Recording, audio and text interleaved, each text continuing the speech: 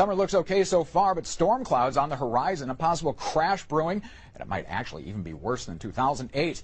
We've got the man who actually called the 2008 crash, and he's the author of The Real Crash, America's Coming Bankruptcy. He's Peter Schiff, here to tell us how this looks. Peter, in 2008, we had stocks collapse 60%. We saw banks going out of business. We saw unemployment spike. It was pretty ugly. You think this is going to be worse? How's it going to be worse? What's this look like? Well, it's going to be a lot worse, specifically because of what the government did to artificially stimulate the economy in the aftermath of the 2008 financial crisis. Because the government came to the rescue by printing a lot of money, bailing out the banks, propping up the housing market, racking up trillions of dollars of additional debt so we can consume more stuff that we couldn't afford and pay for it with borrowed and printed money. All we did is delay the day of reckoning. But in so doing, we exacerbated all of the problems that make that day of reckoning necessary. And so, yes, the next crash that's coming, and whether it's 2013 or 14 or a little bit later, is hard to say for sure. Knowing exactly when something's going to happen is harder than knowing that it will happen. But we've got a much bigger collapse coming, and not just of the markets, but of the economy. Something that it's like what you're seeing in Europe right now, only worse.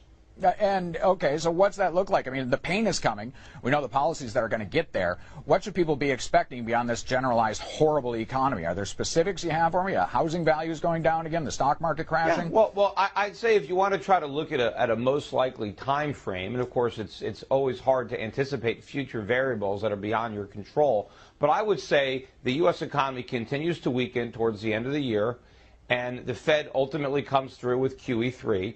It doesn't work in the sense that it's not going to strengthen the economy, but it will weaken the dollar. As the dollar weakens, it's going to put upward pressure on import prices, raw material prices. That's going to cause margins to be compressed in the U.S. Businesses will respond by reducing capacity, laying off workers, and raising prices. So you're going to see increasing unemployment and inflation. That's also going to put more pressure on the budget deficit that's going to widen, both because their government's collecting less in revenue, spending more, and ultimately interest rates are going to start to rise. That's going to cost the government more money to finance the debt that we already have.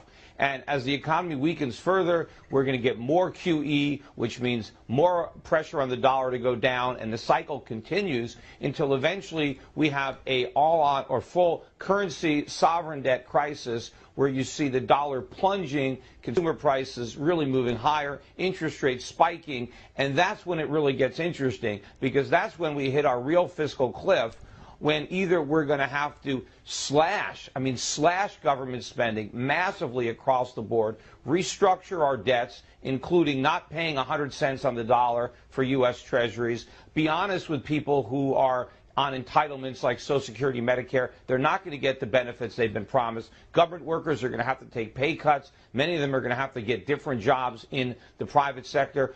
Banks are going to fail. People are going to lose money. Not only investors, but depositors are going to lose money as well.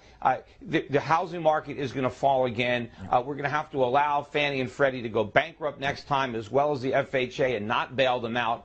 Alternatively, we can bail everybody out, pretend that we can print our way out of the crisis, and instead we have runaway inflation or hyperinflation, which is going to be far worse than the collapse that we would have if we did the right thing and just let it all implode. When things start to hit the fan here, where should people be hiding to protect themselves?